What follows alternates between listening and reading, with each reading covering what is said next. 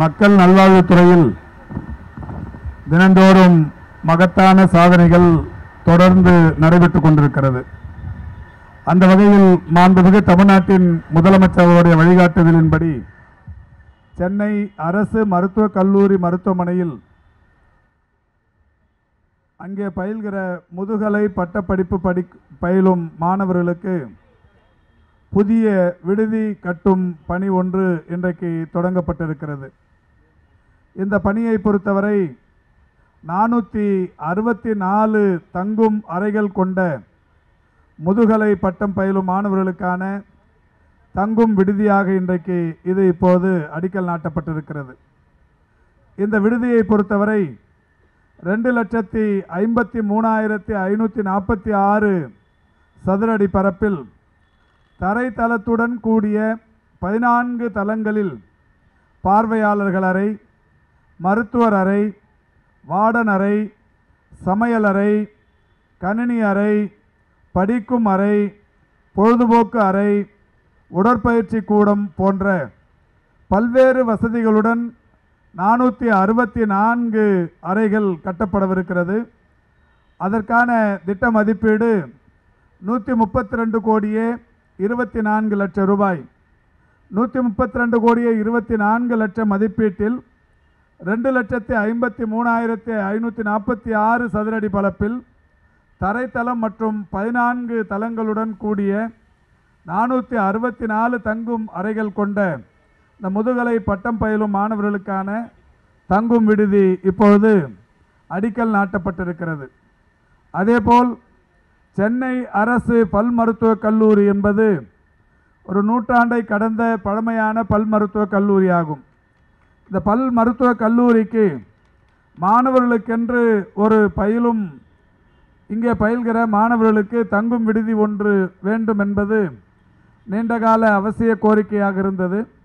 எனவே மாண்புமிகு தமிழ்நாட்டின் முதலமைச்சருடைய வழிகாட்டுதலோடு 64 கோடியே 90 லட்சம் மதிப்பீட்டில் அரசு பல் மருத்துவக் கல்லூரி மருத்துவமனையில் இன்றைக்கு 1,50,136 சதுரடி பரப்பில் தரைத்தளம் மற்றும் 13 தளங்களுடன் பார்வையாளர் அறை, மருத்துவர் அறை, வார்டன் அறை, சமையலறை, கணினி அறை, படிக்கும் அறை, பொழுதுபோக்கு அறை, உடற்பயிற்சி கூடம் போன்ற பல்வேறு வசதிகளுடன் 274 தங்கும் அறைகளுடன் கொண்ட முதுகலை மற்றும் இளநிலை பல் மருத்துவ மாணவர்களுக்கான தங்கும் விடுதி கட்டிடம் ஒன்றும் இப்பொழுது அடிக்கல் நாட்டப்பட்டிருக்கிறது.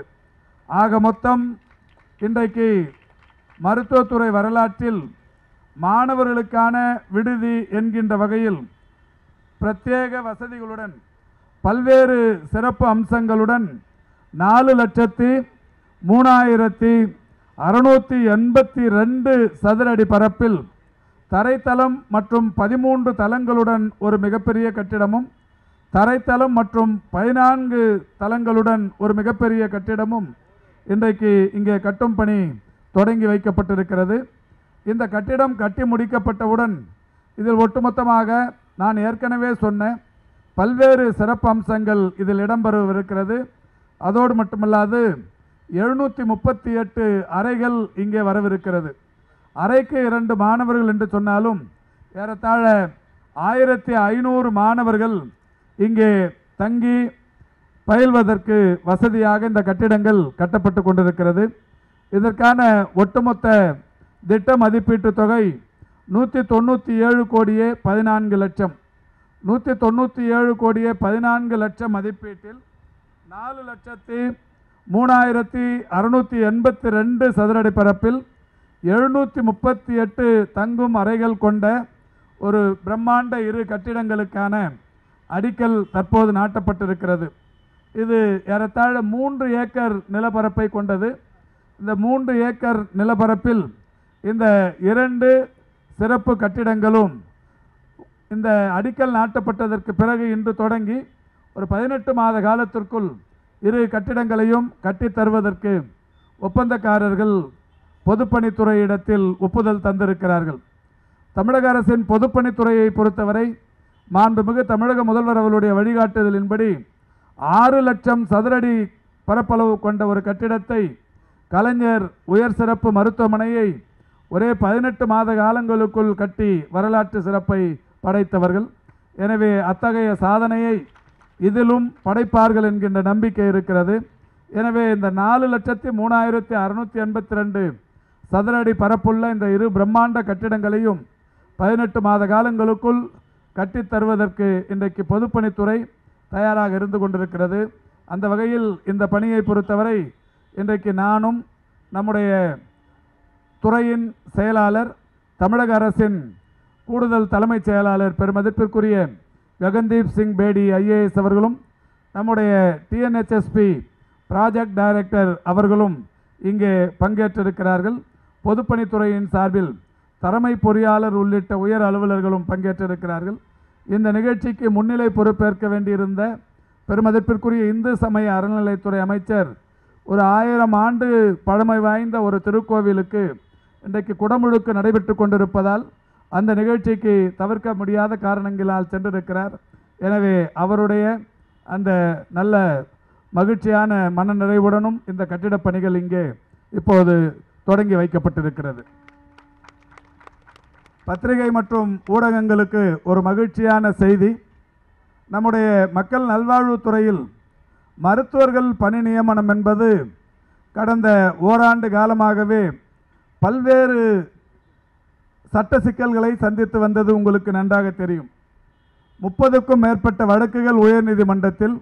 இந்த வழக்குகள் எல்லாம் நிறைவுற்று மாண்புமிகு தமிழ்நாட்டின் முதலமைச்சர் அவர்களுடைய வழிகாட்டுதலோடு 1021 மருத்துவர்களுக்கு நேர்காணல் பத்திரிகைகளின் வாயிலாகவும் MRB என்று சொல்லக்கூடிய மெடிக்கல் சர்வீசஸ் ரெக்ரூட்மெண்ட் போர்டு என்கின்ற அமைப்பின் சார்பில் தேர்வுகள் நடத்தப்பட்டது. தேர்வுகள் நடத்தப்பட்டு கொண்டிருக்கிற போதே அவர்களுக்கு கொரோனா காலத்தில் பணியாற்றியவர்களுக்கு மெரிட் மதிப்பெண்கள் தரப்பட வேண்டும் என்கின்ற கோரிக்கை வந்தது. அந்த மதிப்பெண்களுக்கும் மாண்புமிகு முதல்வர் அவர்கள் இசைவு தந்து இன்றைக்கு கொரோனா காலத்தில் பணியாற்றியவர்களுக்கு ஒரு 5 மதிப்பெண்கள் என்கின்ற வகையில் மதிப்பெண்களையும் தந்து அந்த வகையில் அந்த தேர்வு முழுமை பெற்று சர்டிஃபிகேட் வெரிஃபிகேஷன் என்கின்ற வகையில் சான்றிதழ்கள் சரிபார்க்கும் பணி நேற்று இரவோடு முழுமை பெற்றிருக்கிறது. அந்த வகையில் இன்றைக்கு 1021 மருத்துவர்களும் தேர்வு செய்யப்பட்டு இன்று பிற்பகல் 12 மணிக்கு மேல் அவருடைய பட்டியல் வெளியிடப்படவிருக்கிறது. இன்று 12 மணிக்கு மேல் அவருடைய பட்டியல் வெளியானதற்கு பிறகு அந்த 1021 பேருக்கும் DPH அலுவலகத்திலிருந்து தனித்தனியே இமெயில் அனுப்பப்படுகிறது. யாரெல்லாம், ஏனென்றால் இந்த தேர்வை பொறுத்தவரை ஒரு 25,000 மருத்துவர்கள் இந்த தேர்வில் கலந்து கொண்டிருக்கிறார்கள். இந்த 25,000 பேரில் 1021 பேர் தேர்வு என்பது ஒரு மிகப்பெரிய சவாலான ஒரு பிரச்சனை. இதை மிக நேர்த்தியாக திறமை மற்றும் அவர்கள் படித்த படிப்பு போன்ற பல்வேறு தகுதிகளின் அடிப்படையில் இன்றைக்கு அந்த தேர்வுகள் முடிவுற்று 1021 பேரும் தேர்வு செய்யப்பட்டு அவர்களுக்கு இன்றைக்கு தனித்தனியே இமெயில் வாயிலாக தகவல் அனுப்பப்படவிருக்கிறது. இந்த தகவல் இன்று இரவுக்குள் அனைவருக்கும் போய் சேர்ந்துவிடும் என்று எதிர்பார்க்கிறோம். அந்த வகையில் 3 மற்றும் 4 ஆகிய தேதிகளில் நாளை மறுநாள் 3ஆம் தேதியும் 4ஆம் தேதியும் 2 நாட்கள் அவர்களுக்கு கலந்தாய்வு நடைபெறவிருக்கிறது. தமிழக வரலாற்றில் மட்டுமல்ல, இந்திய வரலாற்றில் எந்த பணி நியமனமும் தொடக்க கால பணி நியமனங்களை பொறுத்தவரை கலந்தாய்வு என்பதே இருக்காது.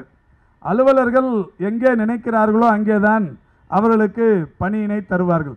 ஆனால் முதன்முறையாக நம்முடைய தமிழ்நாட்டில் மாண்புமிகு தமிழ்நாட்டின் முதலமைச்சருடைய அறிவுறுத்தலோடு இந்த 1021 மருத்துவர்களும் எங்கெங்கே பணியாற்றுவதற்கு விருப்பம் தெரிவிப்பவர்கள் அவர்கள் விரும்புகிற இடங்களுக்கு போவதற்குரிய தகுதியை கலந்தாய்வை 3ஆம் தேதியும் 4ஆம் தேதியும் நடத்தவிருக்கிறோம். மருத்துவத்துறை வரலாற்றில் இதுதான் முதன்முறை. ஃப்ரெஷ் கேண்டிடேட்டுக்கு கவுன்சிலிங் என்பது இதுதான் முரண்முறை. அதை வருகிற 3 மற்றும் 4ஆம் தேதி செய்யவிருக்கிறோம். இதிலும் கூட தமிழ்நாடு முழுவதும் மருத்துவர்களுடைய காலி பணியிடங்கள் 2000 3000 என்கின்ற அளவிலே இருக்கிற காரணத்தினால் இந்த 1021 மருத்துவர்களும் அவரவர்களுடைய விருப்பப்பட்ட இடங்களுக்கு போய்விட்டால் அதிகமான காலி பணியிடங்களை தேர்வு செய்வதில் சிக்கல் ஏற்படும். அந்த காலி பணியிடங்களாகவே இருக்கும். எனவே மருத்துவ சேவையில் சிறிய அளவில் இடர்பாடு ஏற்படும் என்கின்ற காரணத்தினால் மாண்புமிகு தமிழ்நாட்டின் முதலமைச்சருடைய வழிகாட்டுதலை ஏற்று இன்றைக்கு அறந்தாங்கி, அரியலூர்,